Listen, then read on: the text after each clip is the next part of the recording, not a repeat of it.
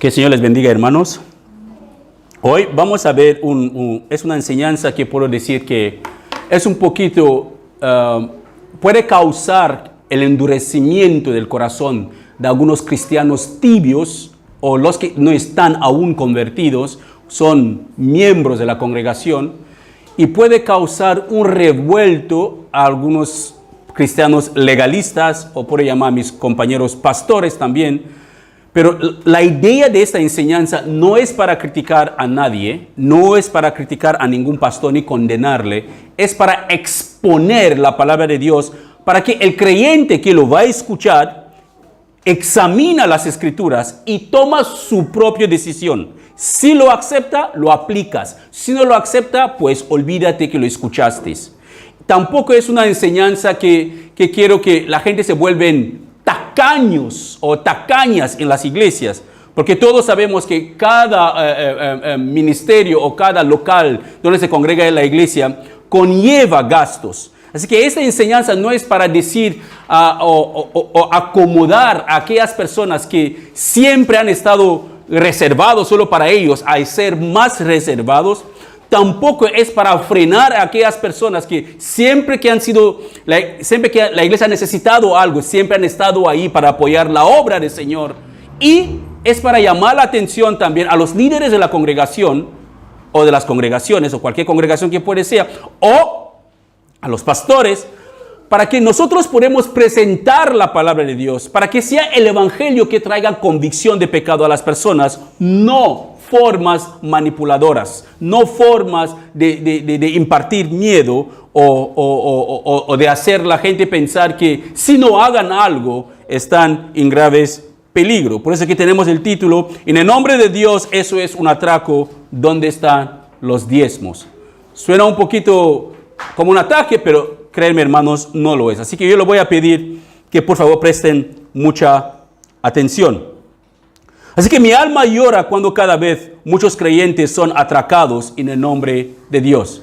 Yo le dije la otra vez, el domingo pasado y ayer sábado mismo, hablaba con las hermanas que estaban aquí, que en esta misma congregación sé que hay personas que escuchan doctrinas de hombres o doctrinas antibíblicas. Y lo más asombroso de Facebook es que Facebook revela todo lo que nosotros escuchamos, ¿sabes? Revela todo lo que nosotros vemos. Así que quiero que esa enseñanza para esas personas, que esa enseñanza de hoy aclara esta parte donde pusiste me gusta o que compartiste pensando que es bíblico, pero ahora examínalo a la luz de la palabra, porque no sé si, creo que muchas veces ponemos me gusta en cosas que nos comparten en Facebook sin ni leerlo ni escucharlo. Solamente ponemos me gusta para complacer a la persona que nos lo compartió. Así que por favor, presta atención. Así que es algo que me quiebra el alma cuando veo que en muchas congregaciones los creyentes, personas que aman al Señor, están siendo atracados en el nombre de Dios. Muchos han tenido que extender sus manos. Yo conozco a personas que han tenido que coger préstamos para entregárselo a la congregación o a sus atracadores para satisfacer sus demandas. Personas que no tenían dinero ni de sueldo, ni para comer, ni para nada, han tenido que prestar dinero para poder diezmar en su iglesia o para poder ofrendar en su iglesia. ¿Por qué? Porque van a por ellos cada vez que cuando ellos no tienen. Así que el tema que voy a tocar es un tema bastante polémica, ¿sabes? Hay un poquito de polémica en el tema. Y un tema que muchos pastores evangélicos intentarán de argumentar sin fundamentos bíblicos. Muchas personas intentarán de, no, es que Abraham, sí, pero volvemos a la Biblia, no intentamos de repetir lo que dijo un predicador. Porque muchas veces nuestras doctrinas se basan sobre las cosas que dijeron algunos predicadores. Las cosas tienen que basarse sobre lo que la Biblia nos enseña a nosotros mismos. Así que no es para atacar a ningún pastor o alguna denominación, simplemente es para exponer la verdad, para que los que aman al Señor y quieren agradar al Señor, lo hagan, y de la manera correctamente bíblica. Así que es para ayudar a los que han sido presionados con amenazas de muerte, de mala suerte, de enfermedades para su familia o para sus cosechas o para lo que sea. Les han dicho todo tipo de maldiciones le van a ocurrir si ellos no son cómplices de este atraco. Así que el tema tampoco Es para endurecer los corazones, como les he dicho, de los que ya son bondadosos, que quieren honrar al Señor con sus bienes, con sus vidas, apoyando económicamente a sus congregaciones. Esta enseñanza no es para volver a estas personas tacañas. Así que vuelvo a enfatizar una cosa, hermano, que quiero que lo tengamos bien claro. Que mi intención es apuntar hacia la verdad. Esa es mi intención, apuntar hacia la verdad, para que los buscadores de la verdad pueden ser saciados con la verdad.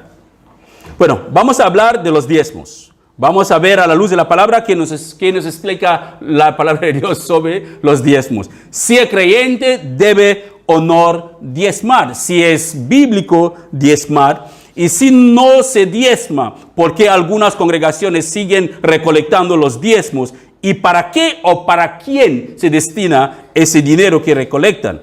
Y vamos a ver también esa enseñanza por dos partes. Y por algunas partes, la primera parte será viéndolo en el Antiguo Testamento, lo que dice el Antiguo Testamento. Y la segunda parte vamos a ver lo que el Nuevo Testamento enseña. Y vamos a intentar de contestar, si el diezmo es bíblico, ¿por qué algunos no diezman? ¿Y para qué sirve ese diezmo? Así que vamos a intentar contestar esas preguntas a la luz de la palabra. Lo primero que vamos a empezar con es la definición o qué es el diezmo en sí. Y después vamos a ver el trasfondo histórico del diezmo, cuándo empezó el primer diezmo y para qué eran esos diezmos. Empezamos. ¿Qué es el diezmo en sí? ¿Qué es el diezmo en sí? Así que la palabra diezmo proviene del latín que es decimus o décimo. Decimus o décimo, que en sí quiere decir una décima parte de algo que se paga como contribución. Ya lo tenemos bien claro que diezmo significa décima parte. Es la décima parte de algo que se paga como contribución. Así que en sí la palabra lo encontraremos en la Biblia. Existe la palabra. Es bíblica la palabra. Sí, en el Antiguo Testamento hay mucha referencia de diezmo en el Antiguo Testamento. Así que vamos a ver el contexto histórico del diezmo. El contexto histórico del diezmo. Y vamos a empezar con el Antiguo Testamento. Y la segunda parte de esa enseñanza será el Nuevo Testamento. Vale. Y en el Antiguo Testamento todo empezó con un hombre llamado Abraham. El primer diezmo registrado en la Biblia lo tenemos en Génesis capítulo 14, 17 a 20. Voy a saltar algunos de los versículos para no leer todo, pero los voy a dar para poder atrapar el tiempo. Como les he dicho que es bastante larga la enseñanza. Así que las que no lo voy a leer en detalle lo podéis leer después. Así que los que están tomando apuntes, tomar apuntes de esos versículos. Bueno, el primer diezmo registrado en la Biblia fue dado por el patriarca Abraham. Y él lo dio a un hombre que se llamaba un príncipe llamado Melquisedec. Si leemos Génesis capítulo 14, 17 a 20, dice: después de que Abraham regresó de su victoria sobre el rey Kedorlaomer y todos los reyes aliados, así que él regresó de una batalla y el rey de Sodoma salió a encontrarse con él en el valle de Sabe, que es el valle del rey. Así que el rey de Sodoma salió. Esta historia está explicando lo que pasó con el sobrino de Abraham, Lot. Fue raptado o fue secuestrado, fue llevado como esclavo por unos malhechores, unos reyes que habían atacado a Sodoma y Gomorra. Así que le llevaron a él. Abraham fue a defender a su sobrino y el Señor le dio la victoria con sus hombres. Rescató a su sobrino y regresaba con el botín que él había recibido de los malhechores o de esos reyes. Y el rey de Sodoma salió con otros reyes para recibir a Abraham. El versículo 18 dice: y Melquisedec, rey de Salem, el sacerdote de Dios Altísimo, llevó pan y vino a Abraham. Melquisedec bendijo a Abraham con las siguientes bendiciones: bendito sea Abraham, Dios Altísimo, creador de los cielos y de la tierra, y bendito sea Dios Altísimo, que derrotó a los enemigos, a tus enemigos por ti. Y mira lo que dicen al final de este versículo 20. Dice: luego Abraham dio a Melquisedec una décima parte de todos los bienes que él había recuperado. Así que Abraham aquí está diezmando, dando una décima parte de todos los bienes que él había recibido, o todo el botín que él había recibido de los reyes que él fue a atacar. Así que eso es un suceso que fue tiempo antes de que el diezmo en sí fue puesto en la ley de los israelitas. Antes de que Dios instituyó el diezmo para que los sacerdotes, los levitas, pudieran recibir los diezmos de la población. Aún así, Abraham ya estaba diezmando, había diezmado a Melquisedec. Pero mira bien, Abraham no diezmó de sus bienes que Dios le había bendecido. Él no dio ni un céntimo o una cabra o una vaca de las cosas que él tenía. Dio los diezmos del botín que había recuperado de la guerra cuando fue a liberar a su sobrino Lot. De ahí la Biblia no menciona nada más de diezmo. Cuando esta parte de diezmo termina, que Abraham hizo eso, no tenemos ningún otro relato hasta cuando llegamos en Génesis capítulo 28, de 20 a 22, que empezamos a ver la vida de Jacob.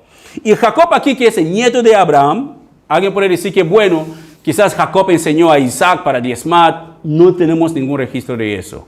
Tenemos los registros de lo que nosotros tenemos, que Abraham diezmó del botín que él había recibido de la guerra, y después tenemos aquí a Jacob, el nieto de Abraham, en Génesis 28, que él también diezma. Pero su diezmo no es un diezmo de que gracias Señor por haberme bendecido. Él quiere diezmar a Dios, pero con condiciones. Él pone condiciones antes de darle a Dios. Como creyentes no deberíamos hacer eso.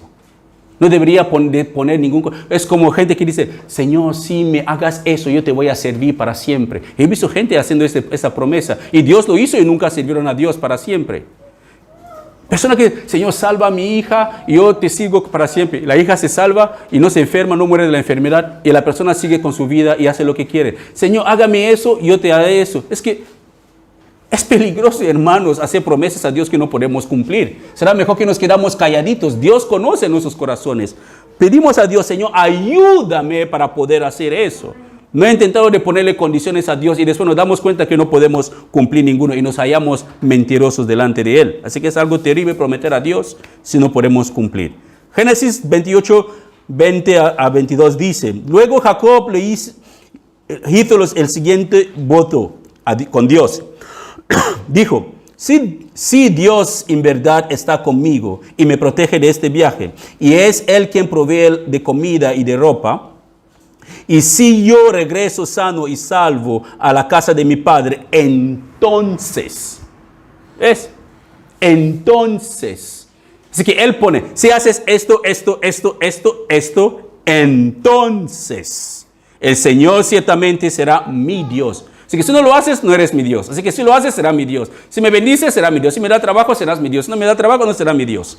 Así que entonces, el versículo 22 dice, y esta piedra que levanté como columna conmemorativa será un lugar de adoración a Dios. Y agrega, yo le daré a Dios una 10ª parte de todo lo que Él me da. Así que esas son las condiciones que Jacob está poniendo a Dios. Bendíceme, dame de comer, tráeme de vuelta a mi casa. Yo entonces te voy a seguir. Y no solamente eso que te sigo, te voy a dar la 10ª parte de lo que tú me das. Así que si no me das nada, si no estás conmigo, aparte. Así que vemos las condiciones que Jacob pone aquí. Promete darle una 10ª parte a Dios si Dios le protege, le provee provisión, ropa, comida y regreso salvo a la casa de su padre. Y después de eso, no se registra nada más sobre el diezmo hasta en la ley que Dios le dio a Moisés para los hijos de Israel cuando salieron de Egipto. Después de este suceso con Jacob y Dios, no se registra nada más. No tenemos el registro de decir de Jacob dio los 10% a Dios o no lo dio los 10% a Dios. No tenemos ningún registro de eso. Pero tenemos esta promesa de Jacob, que si tú me das eso, yo te daré eso. Seguramente que Jacob quizás cumplió su promesa a Dios. ¿Cómo lo cumplió? No lo sabemos. ¿Qué hizo? ¿A quién dio los diezmos? No lo tenemos nada registrado. Ahora seguimos hasta el tiempo de la ley. En el tiempo de la ley se vuelve a mencionar. Esos son años después, más de 500 años después. Se vuelve a mencionar porque los hijos de Israel fueron esclavos en Egipto durante 450 años. Fueron esclavos en Egipto y Dios les sacó de ahí. Y anduvieron 40 años en el desierto antes de entrar en la tierra prometida. Así que no hay ninguna mención más de diezmo hasta en el monte Sinaí cuando Dios le dio las leyes a Moisés.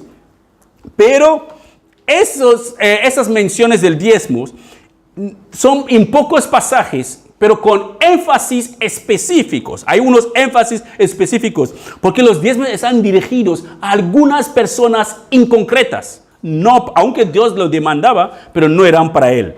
El primer énfasis era para los sacerdotes y el santuario central, donde adoraban. Los diezmos eran para los sacerdotes y para la obra del santuario central. Y Levíticos 27 de 30 a 32, como mandamiento del Señor, los israelitas deberían dar sobre lo que Dios le había bendecido, deberían dar el diezmo. Y dice Levíticos 27, 30 a 32, la 10ª parte de los productos de la tierra, me lo pone, productos de la tierra, ya sea de grano, de los campos o fruto de los árboles, le pertenece al Señor y debe ser apartada. Es santa para el Señor. Uno puede decir, Dios, ¿cuánto come Dios? ¿Sabe? Es como, es para mí, parece que lo llevaban a Dios, como lo hacen algunos, hay unos rituales donde llevan comida a los muertos, se lo ponen ahí en la tumba, y por la noche vienen las ratas, lo comen. El siguiente día la gente va, ¡ah! Mi tía lo comió, ¡ah! Mi primo lo comió. No, fueron las ratas y los búhos, esos animales que viajan por ahí por la noche. Y hay gente que lo hacen, pero no es aquí que Dios nos está diciendo que tráiganme grano porque quiero hacer pan o fruto porque quiero comer fruto. No, Dios, no es para Dios, aunque lo está trayendo a él, pero él lo va a explicar para quién son. Y dice, de 31, si deseas volver a comprar, mira, los diezmos me lo traen, Dios dice. Pero él pone una cosa aquí que creo que raramente lo vamos a escuchar. Ellos podían volver a comprar el diezmo que querían darlo a Dios, si lo necesitaban. Es como si yo quiero dar grano, pero necesito ese grano para hacer, tengo una boda que viene, tengo que hacer pan. Así que, ¿qué puedo hacer?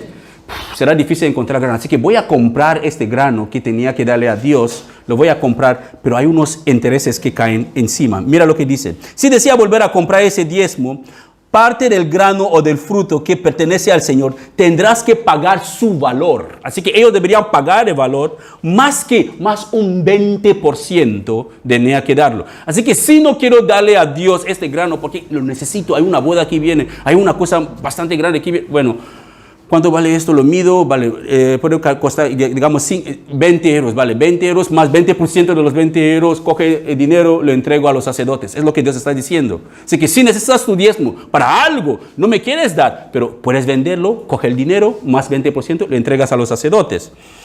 Y dice, más 20%, cuenta uno de cada 10 animales de tus manadas y rebaños, sepáralo, es santa para el Señor. Así que le está diciendo, los animales también. Me imagino un día, imagínate que la gente empieza a traer cabras aquí y vacas y los vecinos nos van a echar. Nos van a echar, o empieza a traer frutos, ¿sabes? O trae tamales, o sería terribles aquí dentro. Pero es lo que ellos hacían en el Antiguo Testamento. También, sí podés leer Deuteronomio capítulo 12, todo Deuteronomio capítulo 12, repetidas veces están hablando del diezmo. Una de las veces está en Deuteronomio 12, de 6 a 7. Dice, allí llevarás tus ofrendas quemadas, tus sacrificios, tus diezmos, tus ofrendas sagradas, las ofrendas para cumplir tus juramentos, tus ofrendas voluntarias. Así que estás citando dónde ellos deberían llevar sus ofrendas, más el diezmo. Deuteronomio 12:11 también dice, deberías llevar todo lo que yo te ordeno, tus ofrendas quemadas, sacrificios, diezmos, ofrendas sagradas y ofrendas, otra vez diezmos, diciéndolo dónde ellos deberían llevar los diezmos. ¿Por qué? Porque los diezmos ya formaban parte, era un mandato ahora obligatorio de la vida de los hijos de Israel. Dios les había demandado, pero no eran para Dios. Vamos a ir viendo. Deuteronomio 12:17 dice, sin embargo, en la ciudad donde vives, no podrás comer tus ofrendas, sea la 10ª parte de tu grano y vino y aceite de oliva, o las primeras crías de tus rebaños o manadas, o cualquier ofrenda para cumplir un juramento, o tus ofrendas voluntarias, o tus ofrendas sagradas. No solamente ellos podían ofrendar o diezmar a esas cosas, pero también tenía una obligación de parte del Señor, que aunque traigas tu diezmo, una parte de este diezmo debes sentarte delante de mí y comer tu diezmo que tú me estás dando. ¿Sabe? Deberían comer una parte de sus diezmos. Es que llevas tu diezmo al Señor, pero ahí también tenía que sentarte en una proporción de ese diezmo, tenía que alimentarte delante del Señor como una forma de agradecimiento al Señor. En Deuteronomio capítulo 14, 22 a 26, también habla de la entrega de los diezmos. Eso habla de la entrega de los diezmos. Me gustaría que entramos en eso para mirarlo. Dice, deberás separar el diezmo de tus cosechas, es decir, la 10ª parte de todo lo que cosechas ¿cuánto? ¿Cada mes? ¿El diezmo tenía que ser cada mes? No, cada año. Ellos deberían separar su diezmo cada año. ¿Y qué tenía que hacer con el diezmo? Llevar ese diezmo al lugar de adoración designado, el lugar que el Señor tu Dios elija para que su nombre sea honrado. ¿Y qué tienes que hacer con el diezmo? Tienes que comerlo ahí, en su presencia. Si no solamente llevas el diezmo, pero te sientes ahí delante de Dios y disfruta de lo que tú has llevado delante de Dios como una forma de agradecimiento. Lo harás así con el diezmo de tus granos, de tu vino nuevo, tu aceite de oliva y los machos de las primeras crías de tus rebaños y manadas. Esta práctica te enseñará a temer siempre al Señor tu Dios. Y dice, ahora bien, cuando el Señor tu Dios te bendiga o con una buena cosecha, podrá suceder que en el lugar de adoración, todo eso son explicaciones de lo que ellos tenían que hacer con el diezmo. ¿Vale? Así que les estoy dando todos esos pasajes, hermanos, para que después toma el tiempo, antes de decir que no, que perdí la cabeza, que no sé lo que estoy hablando, repásenlo tranquilamente para saber de qué va todo el tema. Así que tenemos la primera porción de para quién estaban destinados el diezmo. La segunda personas a quienes estaban destinados el diezmo estaban para los levitas locales, los huérfanos, las viudas y los extranjeros que vivían entre el pueblo. Aunque Dios demandaba el diezmo, había una porción de esos diezmos que no eran ni para los sacerdotes. Tenía que separar parte de esos diezmos también. Había el diezmo para los huérfanos, para las viudas y para los extranjeros. Y mira lo que tenía que hacer. Ellos tenían que hacer. Deuteronomio 12:12 dice lo siguiente. Celebra ahí en presencia del Señor tu Dios con tus hijos y hijas y todos tus sirvientes. Y acuérdate de incluir a los levitas que viven en tu ciudad, porque ellos no van a recibir ninguna asignación de tierra como las demás personas. Así que ellos tenían que sentarse ahí mientras que están disfrutando de su diezmo. Pero ese diezmo solamente es para ellos. Tenían que acordarse los levitas locales. Tenían que ofrendárselo a ellos. ¿Por qué? Porque los levitas no tenían tierra. Ellos no cultivaban. Pertenecían al Señor. Tenían que estar en la presencia del Señor, sirviendo al Señor en el templo. Así que ellos no podían dejar el templo para ir a trabajar. Por eso que la gente deberían traerles a ellos, los levitas y los sacerdotes, deberían traerle a ellos esos diezmos que Dios demanda para alimentarlos y para suplir sus necesidades. Y dice Deuteronomio capítulo 14, versículo 27 a 29. Dice, no descuides a los levitas de tu ciudad, porque ellos no van a recibir ninguna asignación de tierra como los demás. Al final de cada mira eso, hermanos. Al final de cada tercer año, lleva todo el diezmo, aunque ellos tenían que diezmar cada año.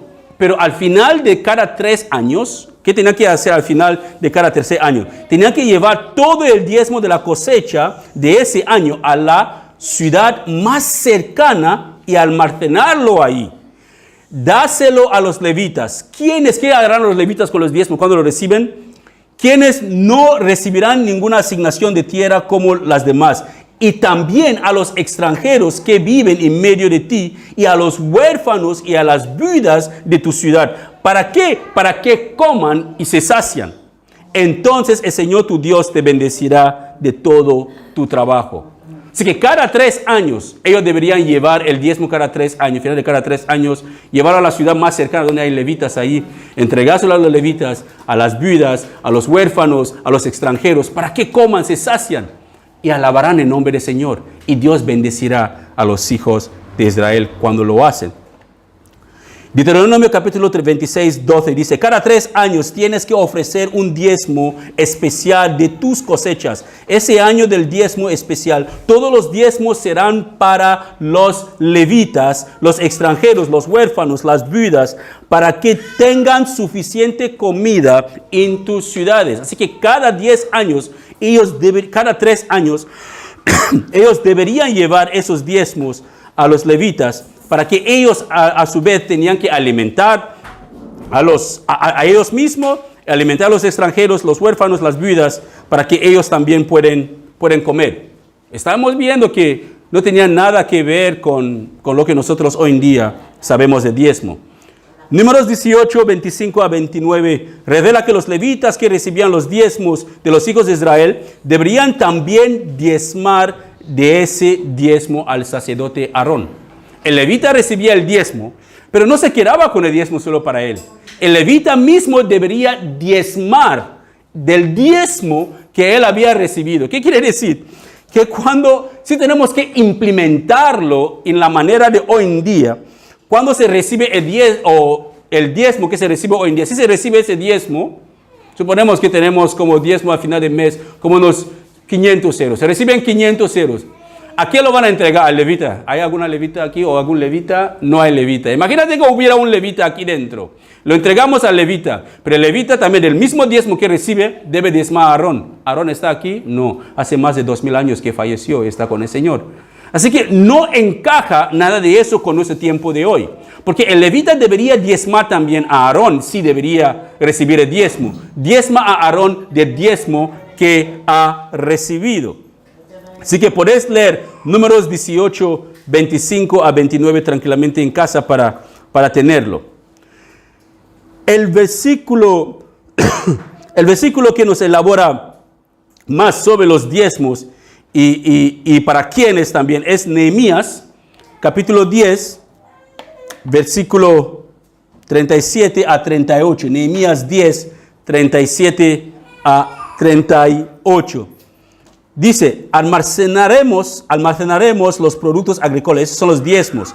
Que cuando reciben los diezmos tienen que almacenarlo. Y habla también que un sacerdote descendiente de Aarón estará con los levitas cuando reciban los diezmos. Y una 10ª parte de esos diezmos se reunirán y se entregará para los levitas en el templo. Así que aquí Nehemías están explicando qué tiene que hacer con los diezmos también cuando se reciben en esos tiempos. Reciben el diezmo y se enseñan la porción, cómo se tiene que repartir ese diezmo entre los levitas.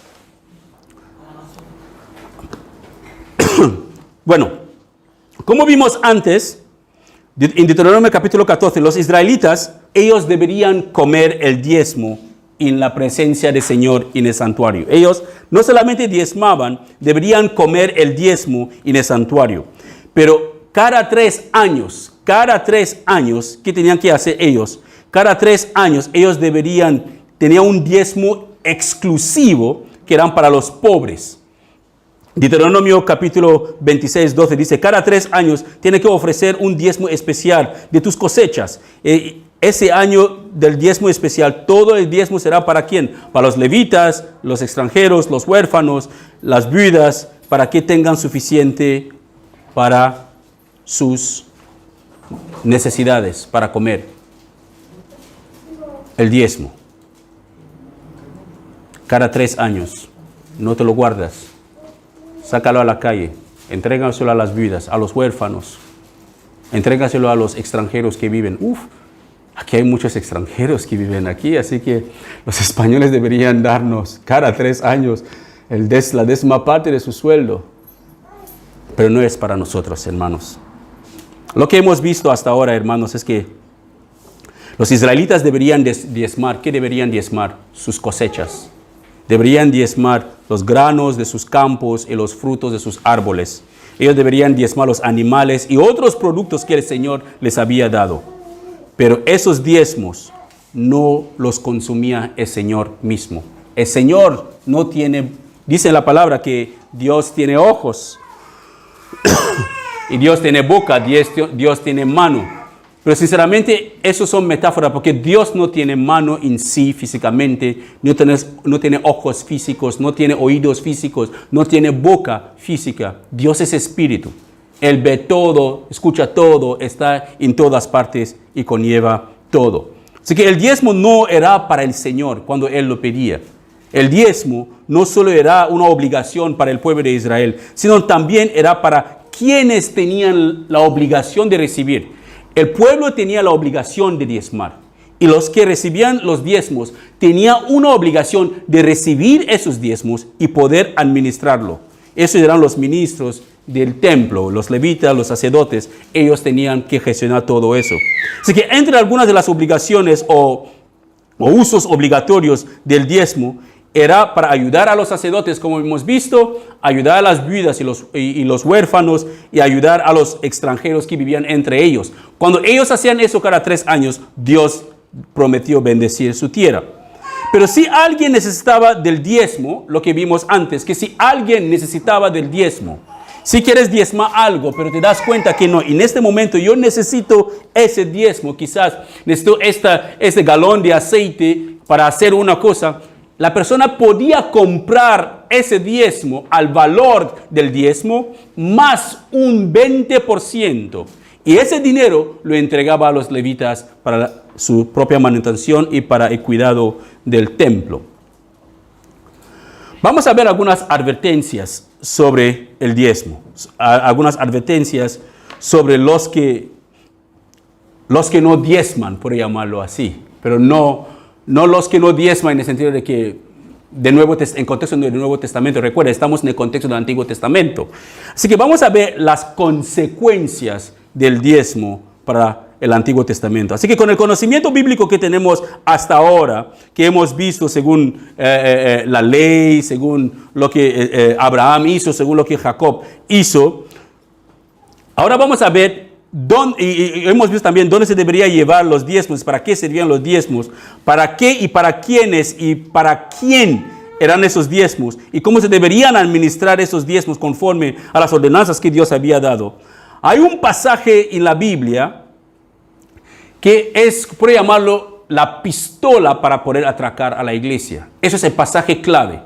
Que si se usa bien este pasaje, eso es un atraco, manos arriba, trágame los diezmos, y todo el mundo lo va a levantar la mano. Porque es el pasaje clave que lo malinterpretamos. Y muchos de los líderes de muchas congregaciones se dejan llevar bajo presión y malinterpretan ese pasaje. Y ese pasaje está en el libro del profeta Malaquías, y ha sido muy malinterpretado durante muchos años, sobre todo para infundir miedo a la gente y para poder atracarles sin resistencia. Porque si leo algo en la Biblia, y si hay alguien aquí dentro que no es un estudioso de la palabra de Dios, y yo le manipulo a mi manera, y la persona no tiene tiempo ni para ir a estudiar, para saber si es bíblico o no, se sentirá intimidado o intimidada, y estará obligado a someterse a mi atraco. Un atraco limpio, sin rehenes, sin heridas, sin nada. Salgo totalmente, ¿por qué? Porque uso la palabra de Dios bien manipulada para mi propio conveniencia. Malaquías capítulo 3, versículo 8 a 12. Escuchen bien. Estoy seguro que todos aquí conocemos este pasaje, porque nos han usado. Yo personalmente, tristemente, me arrepiento de eso, que en mis primeros años de convertirme, me enseñaron que eso era bíblico y aplicable para el Nuevo Testamento. Pero el Señor con el tiempo me hizo ver que no. Eso es un atraco a manos, a cara dura a su iglesia. Dice Malaquías 3, 8, 12. Esa es una pregunta que el Señor hace. ¿Debería el pueblo estafar? Otra versión dirá robar a Dios. ¿Debería el pueblo estafar a Dios? Sin embargo, ustedes me han estafado o ustedes me han robado. Pero ustedes preguntan, ¿qué quieres decir? ¿Cuándo te hemos robado o estafado? Me han robado los diezmos y ofrendas que me corresponden. Y ustedes están bajo maldición porque toda la nación me ha estado estafando. Traigan todos los diezmos al depósito del templo para que haya suficiente comida en mi casa. Y si lo hacen, esa es la parte favorita, si lo hacen, si diezmas, iglesia, si diezmas, dice el Señor de los ejércitos celestiales, les abriré las ventanas de los cielos, derramaré una bendición tan grande que no tendrán suficiente espacio para guardarlo. Qué atractivo, ¿no? ¿Quién no quiere una bendición donde no sabrá que guardarlo? A mí me gustaría tener ese tipo de bendición. Que Dios me bendice de tal manera que no sabré ni dónde guardarlo. Esas son las promesas de Malaquías aquí. Pero vamos a ver para quién son esas promesas. Y dice, les abriré las ventanas del cielo, derramaré una bendición tan grande que no tendrán suficiente espacio para guardarlo. Inténtalo. Qué atrevido ahí. Es que inténtalo, ya verás, inténtalo. Pónganme a prueba sus cosechas. Ahora viene el problema porque no estamos diezmando cosechas. Porque si estamos pidiendo que la gente diezma, tiene que diezmar cosechas, porque están hablando de cosechas aquí. Sus cosechas serán abundantes porque las protegeré de insectos y enfermedades. Aquí ya empezarán a usar otros términos para definir insectos y enfermedades y cosechas. Las uvas no caerán de las vides antes de madurar, dice el Señor de los ejércitos. Versículo 12 termina diciendo, entonces todas las naciones los llamarán benditos porque su tierra será un deleite, dice el Señor de los ejércitos celestiales. Hermanos, dime si te dicen algo así y tienes tu último 50 euros en el bolsillo, aún no has pagado la luz y te están a punto de cortar el agua y te acaban de llamar que tu madre necesita un medicamento en su país que vale unos 45 euros y mañana tienes que ir a trabajar y no tienes el billete del metro y tienes que ir son 2 zonas que necesitas y te sueltan algo así, de tal manera que es domingo, lunes tienes que ir a trabajar. ¿No te vas a asustar y sacarás los 50 euros que tienes? ¿No vas a desear tanto que Dios te bendice como lo promete aquí? ¿No vas a poner a Dios a prueba? Como dice que, ponme a prueba, inténtalo. No lo vas a hacer confiando que Él lo va a hacer. Claro, pero cuando no lees esta palabra, hará exactamente lo que los atracadores te piden de hacer. Así que recuerda lo que vimos en Levíticos. Recuerda muy bien lo que vimos en Levíticos capítulo 27, de 30 a 32. Recuerda muy bien que el Señor ordenó a los israelitas a traerle una 10ª parte de sus cultivos y animales como diezmo. ¿Vale? Recuerda bien lo que está subrayado. Los granos de campo ellos tenían que traer. Y si decía volver a comprarlo, podía comprarlo. El valor más 20%. Y vimos también que los diezmos no eran para el consumo personal del Señor. Dios no pedía los diezmos porque Él quería comerlos, sino era para ayudar a los sacerdotes, los levitas, los extranjeros, los huérfanos y las viudas. Y cuando uno empieza a leer Malaquías, ese es el secreto que les voy a decir, hermanos. Antes de que llegamos a Malaquías capítulo 3, es normal que hemos pasado Malaquías 1 y 2, ¿sí o no? Así que no podemos saltar directamente a Malaquías capítulo 3 para saltar y luego empezamos a leer lo que dice Malaquías 3. Para tener el contexto de Malaquías capítulo 3, lo que hemos leído antes, para tener el contexto de todo Malaquías 3, 8 a 12, debemos leer Malaquías capítulo 1 y capítulo 2. Si no leemos Malaquías capítulo 1 y capítulo 2, eso es un atraco a mano limpia, ¿sabes? Sin discusión, totalmente sin discusión, sin heridos ni rehenes. Si cuando uno empieza a leer Malaquías capítulo 1, verás que los hijos de Israel habían hecho lo contrario de lo que Dios les demandaba. Ellos habían abandonado las ordenanzas que Dios les había dado a través de Moisés. Dios había puesto algunas normativas que ellos tenían que permanecer en esa normativa, tenían que permanecer en esas órdenes, tenían que hacer las cosas que Dios les había dicho de hacer. Pero ellos se habían desviado totalmente. Así que Dios había ordenado que deberían ofrecer animales. Los animales nosotros los vimos en Levíticos 22 a 20.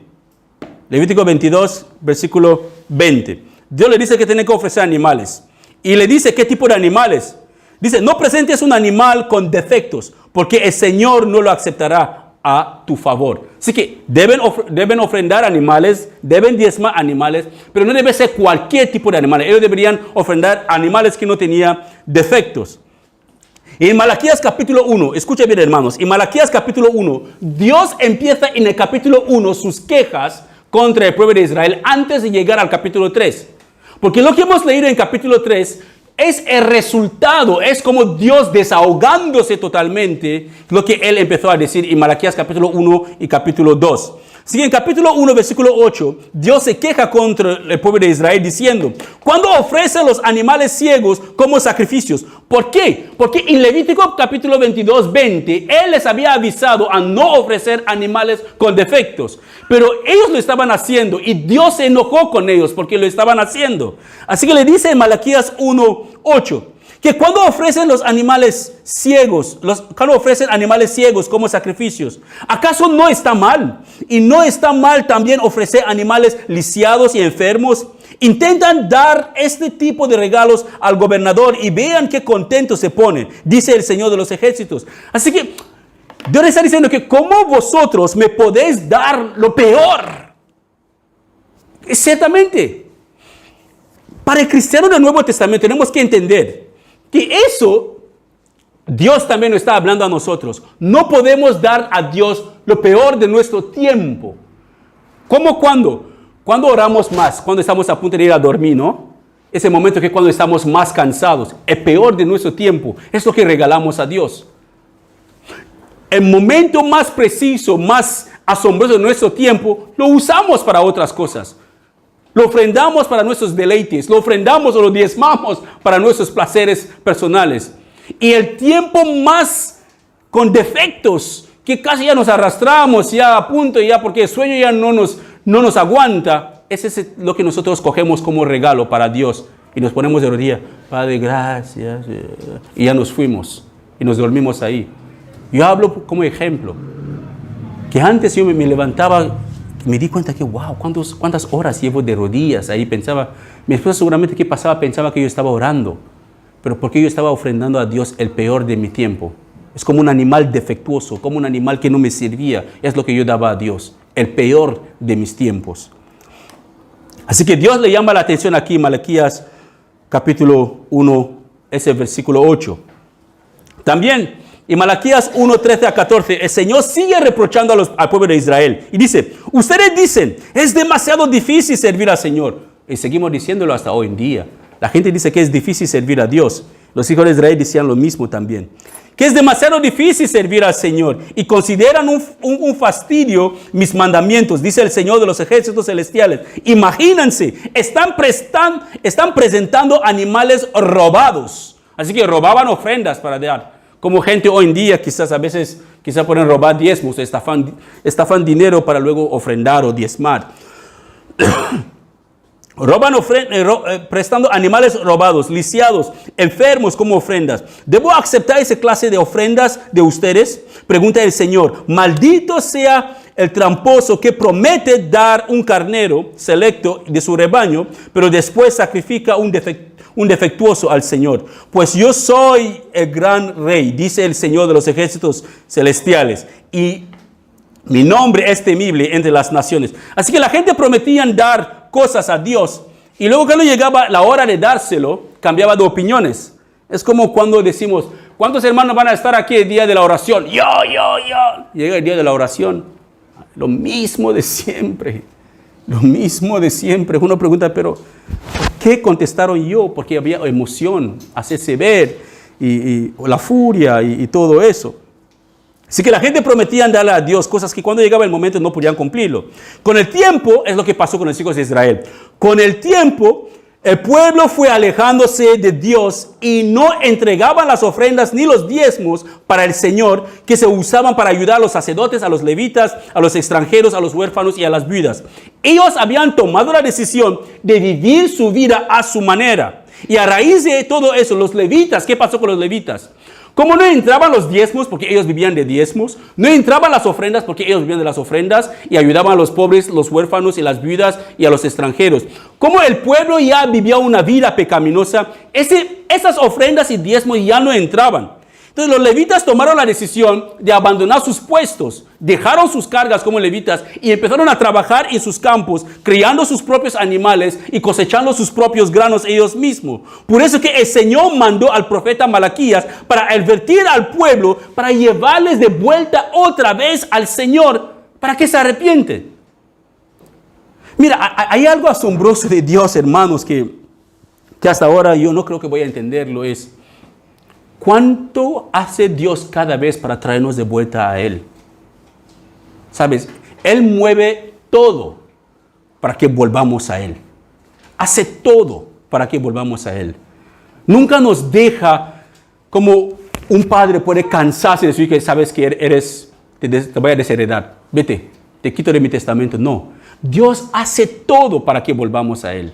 Él pone todo. A veces pone cosas a nuestra contra para que podamos dar la vuelta y tomar el camino correcto. A veces oramos, Señor, quiero eso, y Dios no contesta. Es porque eso va en contra de nosotros, nos va a destruir. Y Dios no contesta y pues seguimos insistiendo pensando que Dios está tardando. No, el silencio de Dios a veces, hermanos, es para nuestro propio provecho.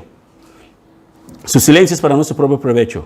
Así que los hijos de Israel habían tomado la decisión de apartarse de Dios y no se habían arrepentido. Dios manda al profeta Malaquías para llamarle la atención y para que se arrepienten. Por eso que tenemos en Romanos capítulo 3, versículo 20, la función de la ley, lo que vimos cuando estábamos estudiando Gálatas también. La función de la ley que Dios le dio. La ley es sencillamente para hacer ver al pecador que él es un pecador. Dios usa la ley para hacernos ver que somos pecadores. Así que Dios usó la ley a través del profeta Malaquías para llevar al pueblo a arrepentirse. Por eso que Él les dijo que ellos le habían robado, que ellos habían quebrantado el octavo mandamiento. Por eso que tenemos Malaquías 3 que hemos leído, que Dios dice que me habéis robado. Sí, le habían robado, porque ya no daban a Dios las cosas que pertenecían a Dios. Dios también Dios había alejado de ellos y Dios ya no estaba con ellos, aunque el templo seguía ahí, pero Dios ya no estaba con ellos. Pero Dios estaba dispuesto a traerles de vuelta. Así que yo les voy a pedir, hermanos, que lean Malaquías capítulo 1 y capítulo 2. Porque esos dos capítulos son amonestaciones de Dios. Antes de llegar al capítulo 3, donde Dios dice que los hijos de Israel habían robado con los diezmos y las ofrendas. Así que el llamado al pueblo a arrepentirse, Él llama al pueblo para que se arrepiente, el llamado de los sacerdotes también para que los sacerdotes vuelvan a su tarea que ellos habían dejado, y también promete juicio si ellos permanecían infieles en todo lo que Él les había demandado. Así que de ahí proviene el famoso pasaje de Malaquías 3, donde Dios está cuestionando al pueblo, o está llamando al pueblo de Israel, llamándoles que le habían robado de los diezmos y de las ofrendas. Así que si uno no toma el tiempo suficiente para leer todo eso, será muy fácil de aceptar cualquier cosa que le digan. Porque Malaquías 3, 8, de Malaquías 3, capítulo 3, versículo 8 a 12, no tienen nada que ver con la iglesia del Nuevo Testamento. Se lo vuelvo a repetir, hermanos. Todo lo que hemos leído en Malaquías capítulo 3, 8 a 12, todo eso no tiene nada que ver con la iglesia del Nuevo Testamento, ni para nada. No tiene nada que ver con la iglesia del Nuevo Testamento. Era para el pueblo de Israel. Nadie debería usar ese pasaje de Malaquías 3 como un arma para atracar a los creyentes o para infundirles miedo, para que ellos hagan algo que no desean. Tampoco ningún creyente debería dejarse ser intimidado por predicadores o personas que usan este pasaje para hacerle sentirse culpable y poder dar algo fuera de sus propios deseos o lo que ellos quieren hacer. Quiero que recuerda una cosa mientras que vamos terminando. Recuerda una cosa. Que la práctica sacerdotal terrenal ya no existe. No existen más sacerdotes. Jesús fue el único, el último. Él cumplió todo lo que la ley demanda. Jesús cumplió todo lo que la ley demanda. Lo que representaba fue cumplido por el Señor Jesús. Y tenemos esto escrito en Hebreos capítulo 4. Hebreos capítulo 4, tenemos el capítulo Hebreos 4 del 14 al 16, dice el escritor, el apóstol Pablo, dice, por lo tanto, ya que tenemos un gran sumo sacerdote que entró en el cielo, Jesús el Hijo de Dios, aferrémonos a lo que creemos. Nuestro sumo sacerdote comprende nuestras debilidades, porque enfrentó todas y cada una de las pruebas que enfrentamos nosotros. Sin embargo, Él nunca pecó. Así que acerquémonos con total o toda confianza al trono de la gracia de nuestro Padre o de nuestro Dios. En otro versículo, en nuestros pasajes, versiones es nuestro Padre o nuestro Dios. Ahí recibimos su misericordia y encontramos la gracia que nos ayudará cuando más necesitamos. Y recuerda una cosa también, que no hay nada que nosotros podemos darle a Dios que le puede... ¡Oh! Me pillaron por sorpresa. Qué grandes son. Aunque Dios pedía esos animales, esos granos y todas esas cosas, Dios lo especifica que todas esas cosas le pertenecen a Él en Salmo 50, 10 a 12. Todo pertenece a Dios. El ganado le pertenece a Dios. Su dinero le pertenece a Dios. Su casa le pertenece a Dios. Su vida le pertenece a Dios. Todo que está en este mundo pertenece a Dios. No hay nada que nos pertenece a nosotros mismos. El contexto histórico del Nuevo Testamento es lo que vamos a ver como segunda parte, si el Señor lo permite, el próximo domingo o el siguiente. Pero lo que quiero decirle como conclusión de todo eso, hermanos, no aceptan lo que he dicho sin verificarlo ustedes mismos. Y no dejan que le intimidan sobre algo que usted no comprende. Es importante que el creyente tenga una buena relación con su Biblia. Ahí será mucho más fácil comprender las cosas por usted mismo. Tampoco debemos permitir que esta enseñanza sea una herramienta de endurecimiento de nuestros corazones, de que los que son bondadosos dejan de ser bondadosos, porque ya como no se sienten intimidados por esos el pasaje de Malaquías 3, ya van a dejar de ser bondadosos. Tampoco los que no entienden Malaquías 3 deben permanecer pensando que hay una equivocación así sin verificarlo ellos mismos. Así que yo les pido, hermanos, que por favor vuelvan a repasar todo lo que hemos hablado hoy. Si tiene alguna duda, alguna cosa, ore por eso. Si ore y Dios le revela que estoy equivocado, ignora todo lo que le he dicho. Pero si ore y el Señor y su Espíritu le hace ver que lo que hemos visto es correcto, es bíblico, yo le animaré de ponerlo en práctica. Amén. Oremos. Padre, gracias. Muchas gracias por tu palabra, porque tu palabra es verdad. Gracias por todo lo que has hecho por nosotros y todo lo que tú seguirás haciendo. Gracias. Porque nada podemos darte que no es tuyo. Solamente te devolvemos lo que tú nos has dado. Ayúdanos a ser misericordiosos, bondadosos, pacientes, conformistas. Ayúdanos a no desear lo que otros tienen que no tenemos. Ayúdanos a no perseguir riquezas, ni ser tan vagos para caer en pobreza. Ayúdanos, Señor, a depender de ti, no de los hombres. Danos sabiduría a vivir de la manera que tú quieres y a comprender tu palabra y poder aplicarla en nuestras vidas. Apártanos, oh Señor, de todo lo que no te agrada y danos la fortaleza de permanecer firme y poder presentarnos ante ti el día que Jesús vuelva. Gracias por tu gracia eterna. En el nombre de Jesús. Amén.